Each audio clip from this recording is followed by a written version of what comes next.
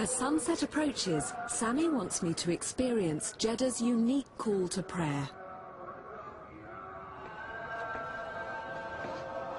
Wow. What timing!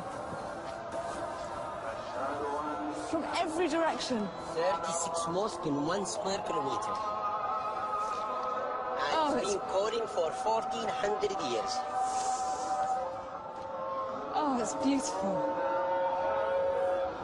And it is the same word from the time of the Prophet. And look, people closing their shops, and everybody is going to pray. Oh, just magical. Thank you. Very well. It's such an incredible sight and sound that I find myself completely overcome. And soon they will be reading Quran, and maybe one of them will be reading the story of Jesus and Mary, because it's in the Quran, and Moses.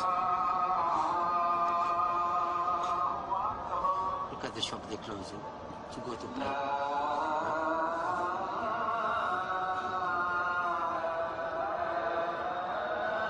I feel quite moved.